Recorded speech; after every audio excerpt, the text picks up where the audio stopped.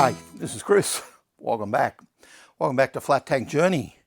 And my attempts to replicate the stand that came on the spare wedge tank that doesn't fit the wedge tank I have. Anyway, I like the look of it. And it's got a bit more class than the previous attempts I've made. A little bit agricultural up here around the stops for the stand, I think we'd call them. It's kind of half round bar and it measures about 22 mil or about 7/8. It could be 7/8 half round. That's just under half of a solid. Could be. Anyway, I like it. I've got some 7/8 stuff and I'm going to confess I've already done one and it's okay. So I'm going to do another one and bring you along for the ride. And what I've got is 7/8 shaft and I'm going to machine half of it off. Now, you probably can buy this stuff, but I don't know where, and certainly not in my town. And I've got what I've got. Now, it's a little bit more complex up at the top here, as this is tilted back and this is on an angle. But for now, the object is to get a piece of 7/8 machined in half, or to take half of it away. The first one, well, it didn't go so well. So let's hope the second one goes better. Up here at the mill, or it's a mill drill to be more precise. It isn't really a milling machine. I've got a 4-flute 1/2-inch cutter in that I've used, and I think I've abused it because the chips changed colour and it went blunt, and then the whole thing pulled downwards and the last cut was on an angle and deep, and it shouldn't have been. Now, this is the last piece of 7/8 I have. I'd have to go and buy another piece. So it's exactly the length I want. So the toe clamps are at each end and I'll need to deal with those later. But for now, I'm going to try and machine the center out. I'll get started. So as I said, the first piece I had cut a bit longer and I had the toe clamps. I had 4 toe clamps, 2 on each side, holding it in, and I had excess to cut off. And I'll show you that in a minute, and that's okay. This one, I really actually need the pieces that are at each end, so I've just gone with 2 toe clamps, and I don't know whether it's going to hold. So you could see a disaster. Now, I think the cut is okay, but I think I got too impatient and went too aggressive with the cut. So I'm just going to make some light cuts backwards and forwards and see how I go.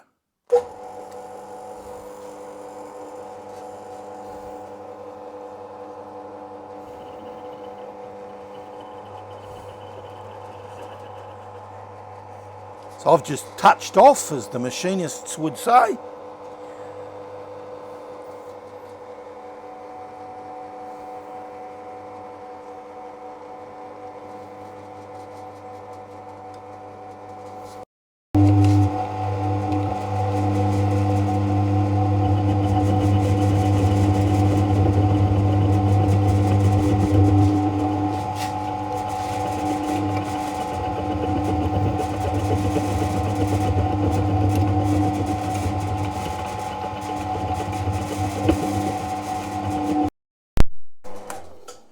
Now that cut was hardly worth taking, so I'm going to have another go. But perhaps this is how I got into trouble the first time. So I'm going to try and take another 3/4 millimetre. Let's see how that goes.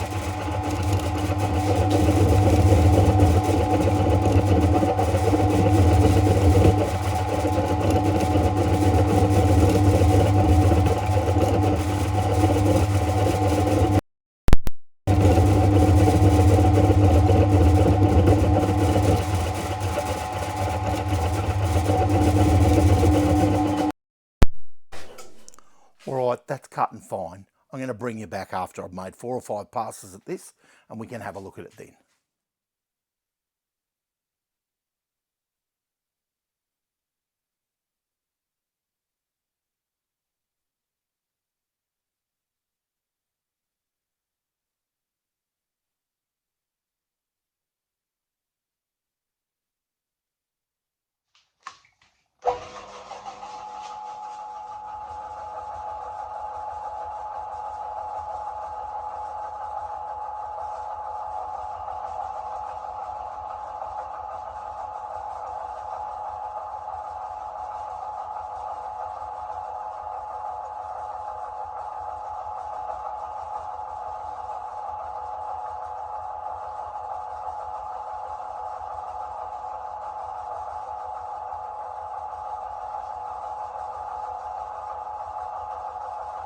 Right, I've got those ends milled off.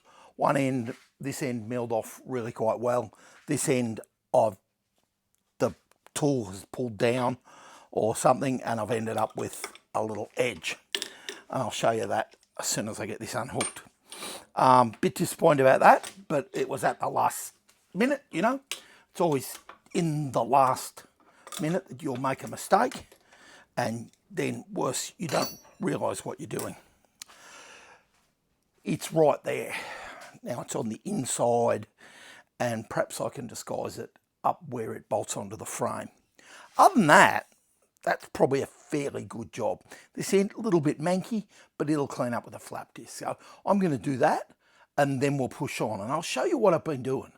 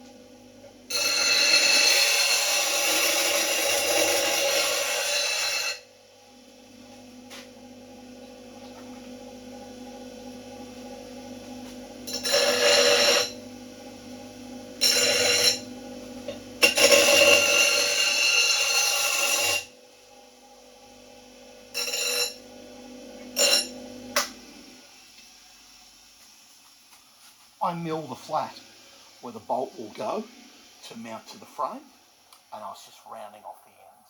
I'm just going to attack this with a flap disc and just take any sharp edges off so we don't cut ourselves.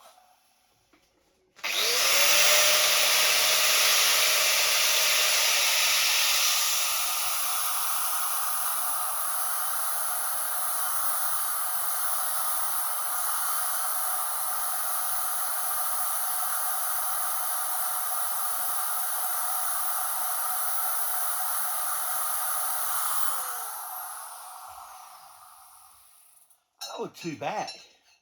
They're more or less a pair, and they'll be on opposite sides of the bikes, and I'm not sure anyone's going to notice.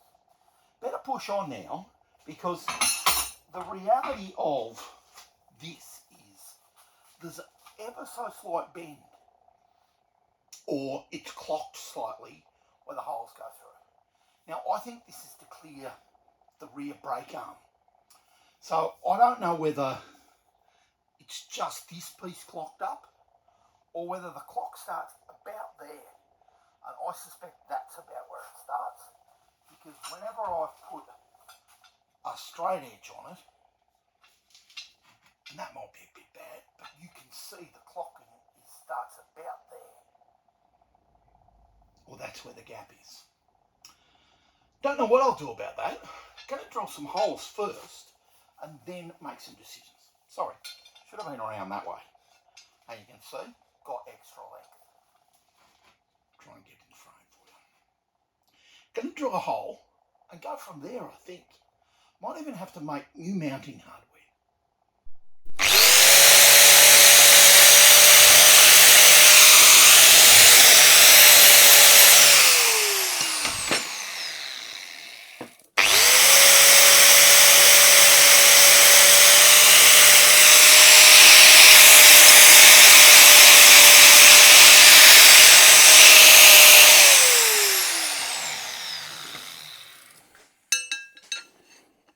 1/2 inch holes drilled. Now let's have a look at mounting hardware. I'll see if I can find the hardware that came with the bike, but I don't think it quite fits, or something's wrong in the rear end of the frame. Let's get down to the bike and have a look at these. So you're looking over my shoulder. I believe this is the hardware that came with the other bike. Too many bikes. And it needs to thread into the frame and go through the stand. And it's got those special washers on it. And then it can have a split pin at the back to stop it coming out. Now it's all a really tight fit. And in theory, without that brake arm, it might fit in behind the brake arm. Just let me remove the brake arm and see if it does.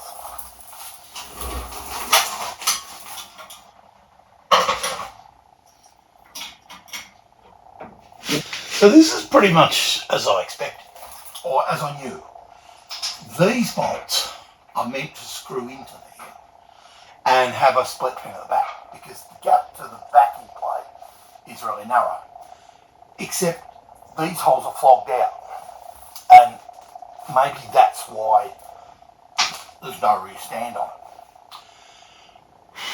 So all I've really got left is to make these shouldered pieces of hardware myself and enlarge the hole size. Now I'm guessing that's about 3/8, you know, more or less. So I could go out to say 10 mil or 7/16. That should be a 1/2 inch pivot. So, you know, 7/16 makes sense that it's a little bit smaller. I might have to scratch my head and think about that for a bit. Maybe I should even clean my face a little bit. It's getting close to the end of the day and I'm a good chance to make a mistake. So I'll think about this and bring it back when I've had a chance to scratch my head and sort it out. But I will enlarge the hole, I will tap a new thread, and I will build new mounting hardware. Just a matter of what size. 7/16 feels about right.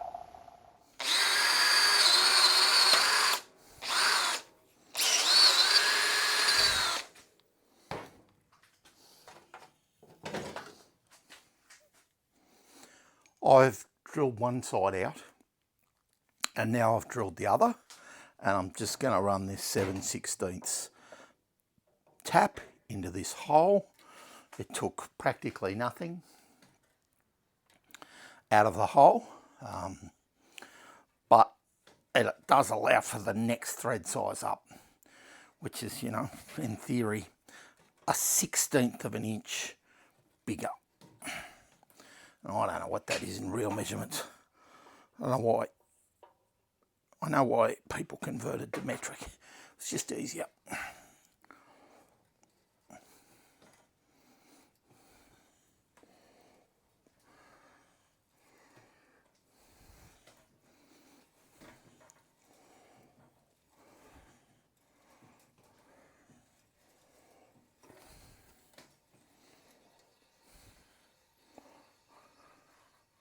Right, that's that job done. Now I've got 2 clean holes that'll take my reproduction hardware.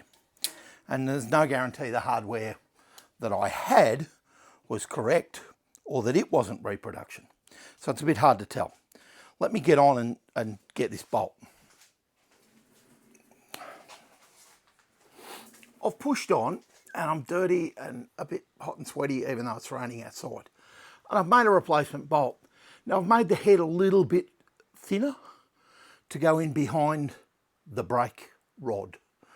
Essentially the rest of it is the same. I haven't got a hole in it yet because, I don't know, let's see if it works first. That's the main thing. I dropped the rear wheel out and you saw me tap the thread. I'll put the washer on.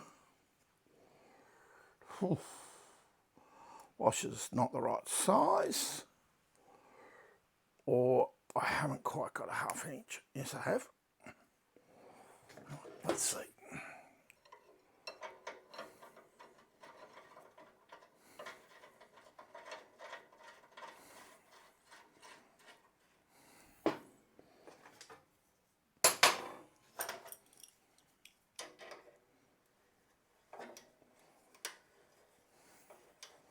Pardon me for using the shifting spanner, it was what I had. There we go. That is going to work. Now, there you go. I can see why it's bent out. It starts to bend here because it won't clear the frame drop out either. Yeah, that's interesting. That's really close. Really close. There's the stand. The nut for the rear wheel will probably clear. It's all extremely close. Come and have a look. And then I am going to call it stumps for the day. I think this is a pretty reasonable outcome at this point. It binds ever so slightly here on some of the powder coating. Now, is that bent out? Is this bent in? It's really hard to tell. It's in line, and everything clears. This looks okay. So now I've got to make a tab that goes on the back of here that lines up with here, that brings the stand to a point that the bike will sit comfortably on the stand. I need to get it further past the point that I have in the past. So I'll give some thought to that overnight and we'll tackle this with a new day. New morning in the shed, shower, shave, clean myself up, even had a little bit of a tidy up of the mill drill where I've been working. Now, I've got to make another one of these nuts, bolts, to be more precise, to hold the rear stand on. Now, I made the other one yesterday and you didn't see, because quite often you see the second one, not the first one, because the first one goes wrong sometimes. I get a bit of hex bar and it's the right size. Let me grab my verniers and get set up here at the lathe and I'll show you what I did. Rightio, here's the bar. Now the bar measures about 15.12 across the flat and 17.23-ish across the points. Now I did clean this up with a flap disc, so it's probably just a tiny bit smaller. Now that's almost exactly the size of the head of the bolt that came out. So let's get this mounted up.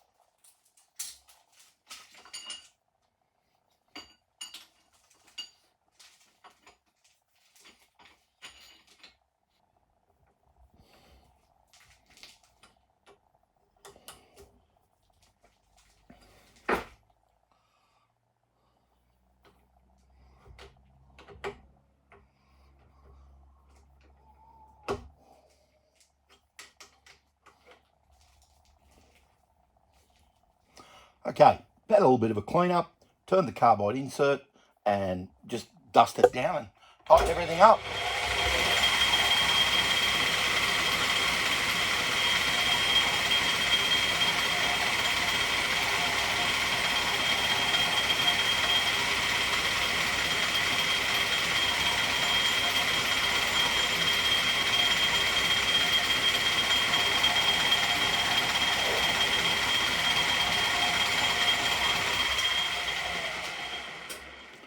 And that's a much better surface for me to measure from. Make sure we're on 0. 14.99 or 15 mil. And the first measurement I'm looking for is 1/2 inch.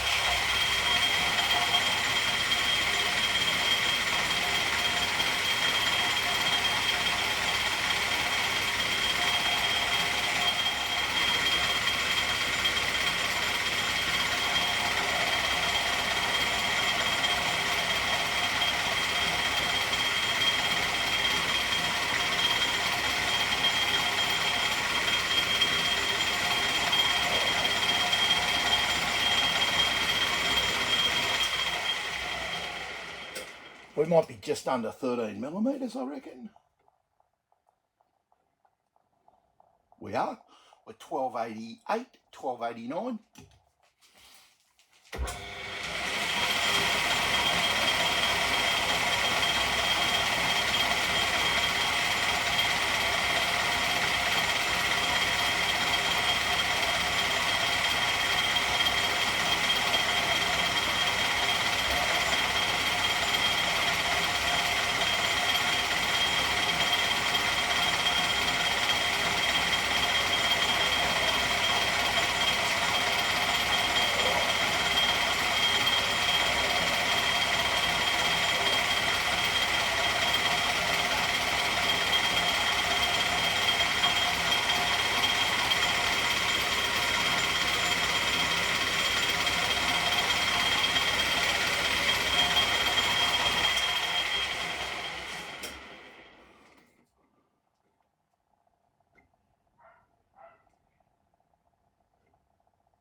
12.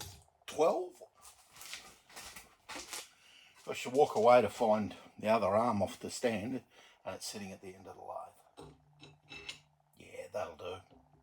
Might have a tiny bit of slop, but I'm not looking for a press fit. This has actually got a pivot on here, so I think that that's going to work really well. Super. That's the first measurement.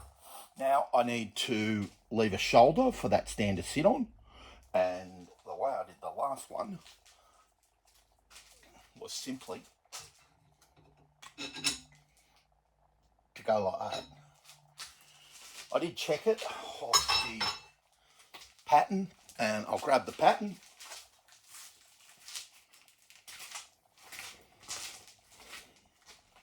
Here's the pattern bolt, and roughly it's probably 5/16, so it's 807, and if I can measure this properly, I'll tell you that the black line is right on the edge of 807, so you know we're pretty close. That'll do. Now yesterday I discovered 1128 is the measurement I'm shooting for.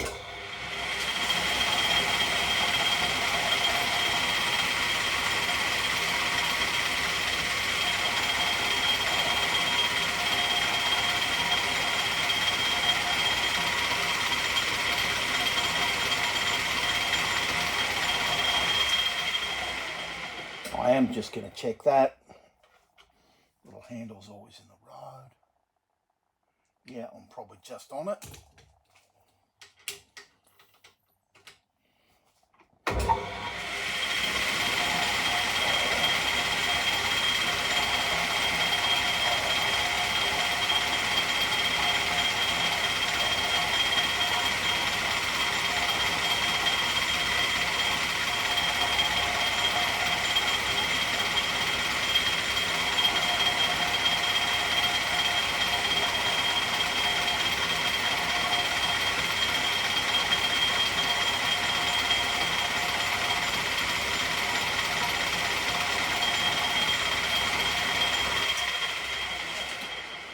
I've taken 3 cuts that are approximately 1/4 millimetre, and so I'm at 1129, 1130. I'm thinking I'm going to call that good. That's close enough. I might just take a spring pass at it, meaning I don't take any more depth, and see if anything comes off.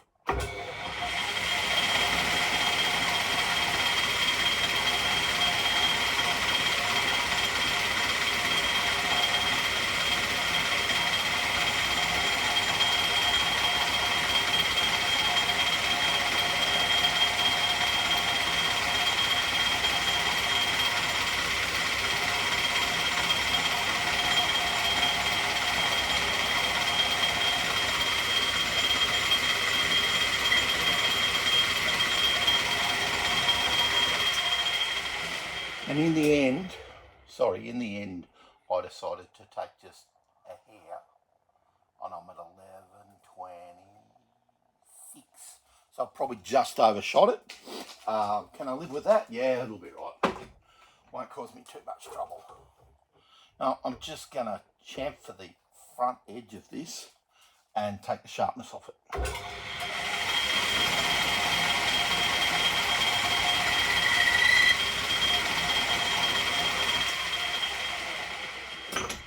It also helps when you're using the die. Now, behind this thread, I need to cut a bit of a relief. That's not straight. And neither is that. Throw my rule on the floor. Give me a minute, we'll straighten this out. Right, a little magnet, and I've got my rule off the floor. So this thing can spin. I don't know whether people know what they are. They're a multi-fix tool post. That's what they're called. Now, I don't get too sophisticated about getting this thing straight. I merely run it up against the head and straighten it up like that. And that's all I do. It seems to work for me. I'm not Adam Booth or Steve Summers, so, you know, I'm not losing a lot of stress over it. It works for me, and I get reasonably straight cuts. So perhaps I could do better, but I'm not gonna.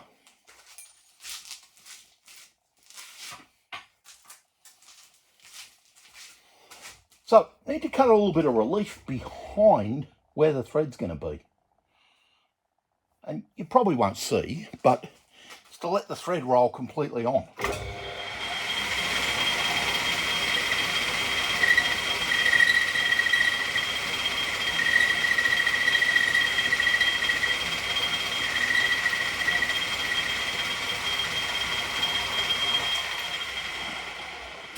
Now, I've always considered it might weaken the shaft, and it probably does. If there's a failure point, that'll be it. Let me grab the die and we'll start cutting this thread. There's probably lots of ways you can do this, but this is how I do it. Why am I doing this? To try and get the thread straight, because you don't if you're just doing it in the vise. I might move you and give you another angle so that I'm not constantly always in the road. Now, I need all these hands in the right place, but all I'm doing is applying. I've locked this off, and I have got the handle resting on the top, and I'm just applying a little bit of pressure all the time. So as I turn the chuck, I'm turning the wheel on the tailstock, and eventually you just get it, well, not eventually, it starts cutting really easily.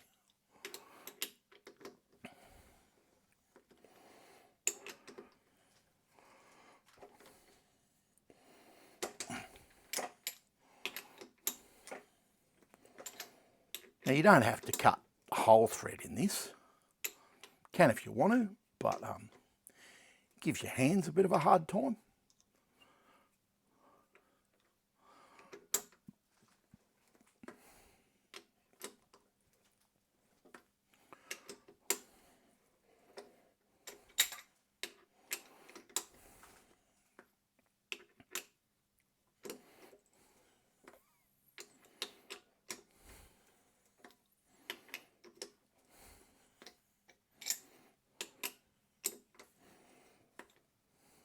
Rightio, that's far enough.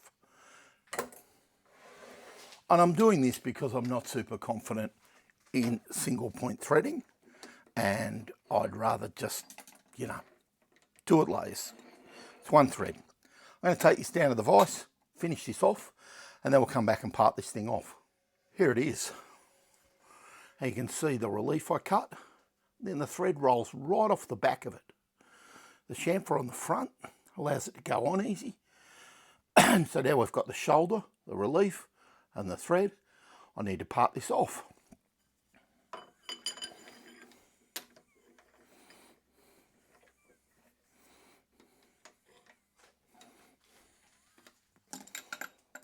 Here's our pattern piece, and it's 1/4 inch, or 620, 635, nominally 1/4 inch.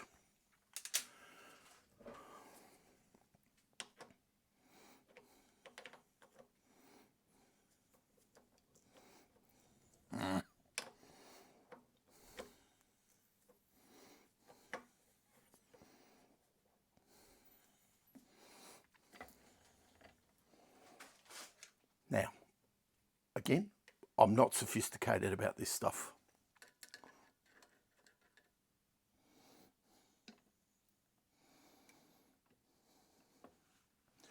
It's not that I don't care, I just figure you can stress the tiny bits, you know, you can stress over 1/100 of a millimetre.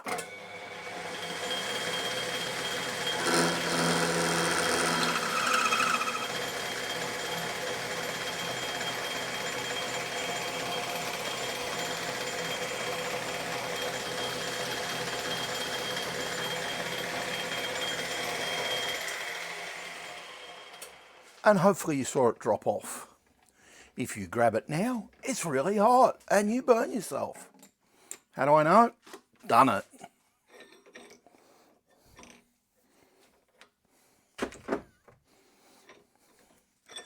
Don't leave the chuck key in, ever.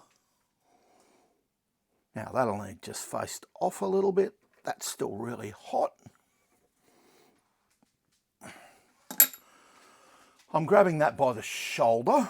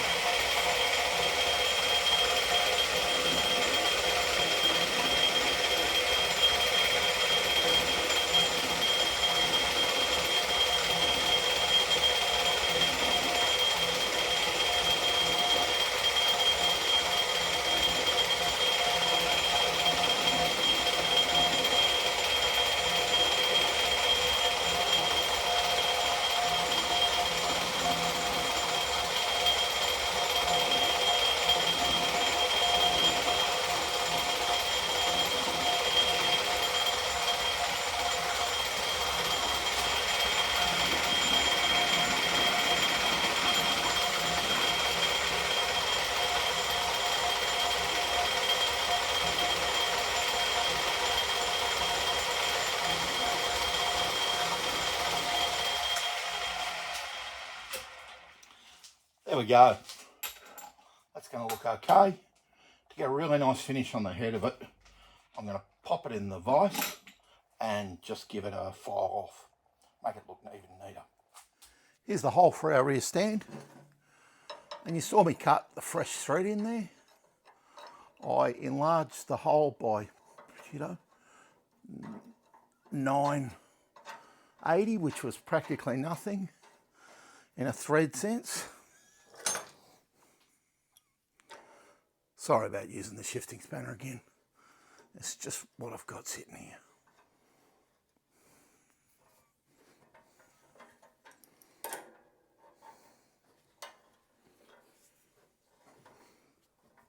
That's just ever so slightly hung up on the washer. I mustn't have taken the half an inch quite far enough, but it's going on and it'll be right.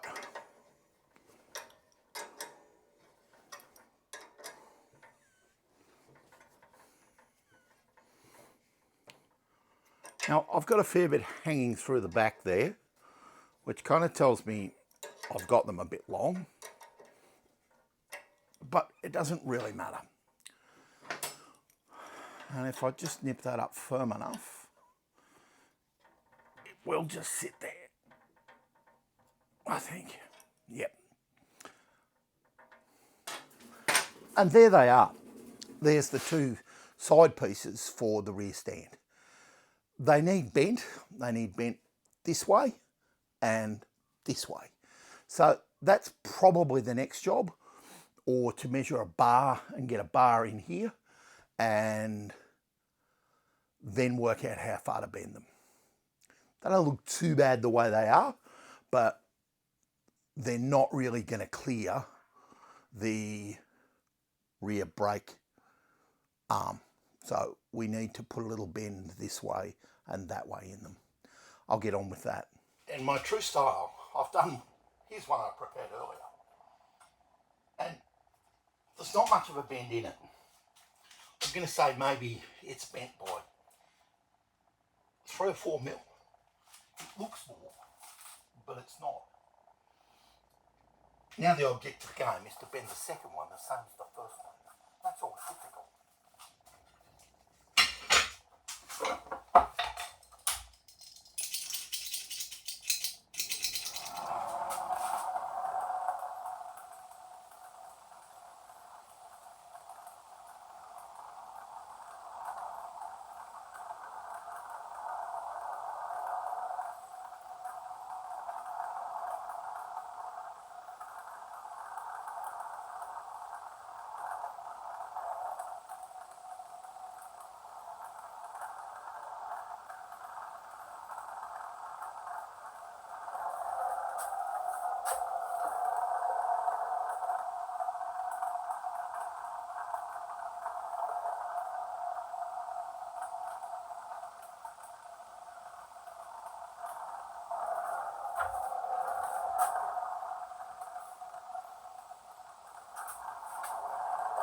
push at this.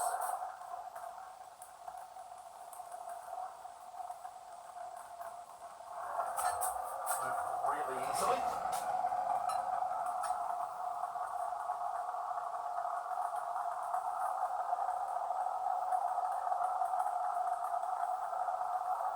Just a hair more.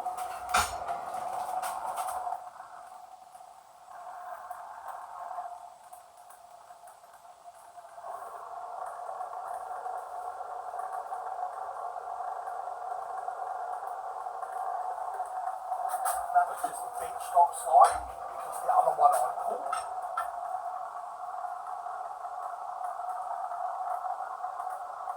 And I'm going to call that good. We're right there.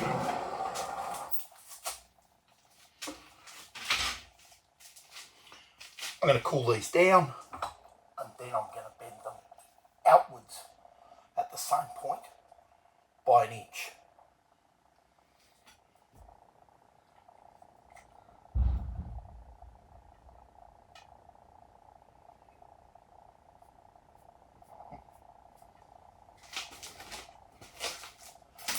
So that was bent at 100mm.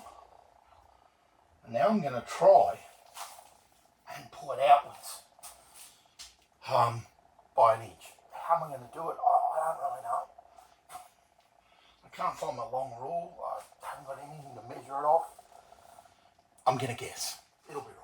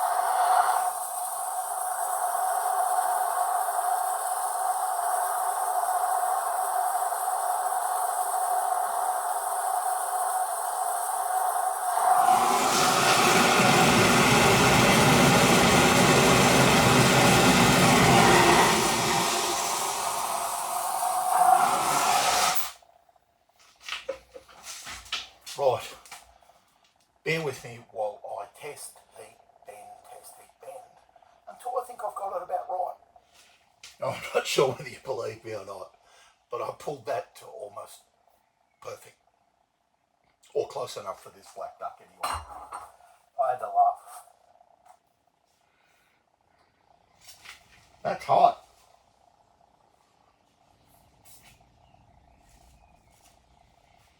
Damn. That was hot. Should have let that one cool down further. The other one I quenched with water. Bugger. Be careful with these things. They're hot.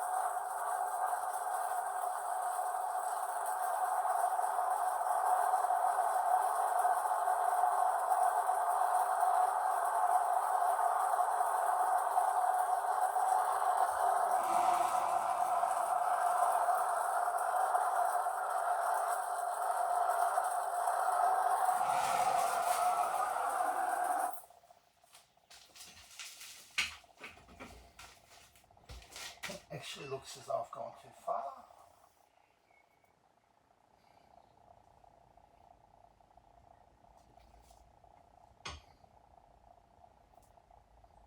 have.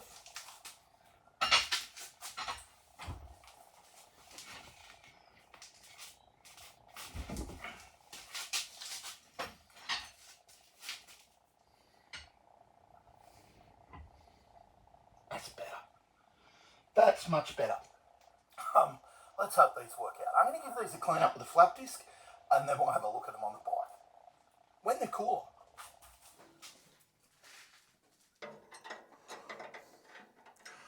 I flap disced these, and they've come up pretty well. I'm pretty happy with them. If I can get them to screw in. There we go. Let me show you one. Now they've come up pretty well. I did 60 grit and I just pulled the sharp edges off them. I've just rounded the bar over a bit, and I've taken the scale off them and cleaned them up. I'm pretty happy. To be honest, I think at this point of the project, they kind of look better than anything I've made before. And they'll have a slightly more original feel to them than the normal Chris rear stand. Not that there was anything particularly wrong with my rear stand efforts before, but I'm happier with these. Now, down here at the back, and I'll bring you down and show you, there's a piece of 9/16 bar, and it's the same length, 220, as the rest, as the one I just copied. So let's have a look at it and see what it's like. Kind of looks good. The bends are almost indistinguishable from the side. From the inside, you can see the other one really clearly. Now here at the back, the legs are just slightly long. The one I'm copying was flush here at the bottom. So I don't know whether that's the go or not. Now, that's how they fit currently. And I'm really, really pleased. It kind of looks like I meant it to look. These fit. They're not pulled out. They actually fit. Coming around the side, bit shaky. You get a vibe that, you know, that looks about right. I really hate to say it. Now, one of my challenges is to get the stand support brackets on, and I don't know what I'm going to do about that yet. But my next challenge is probably to zap all this into place and weld it. And you know how fond I am of welding.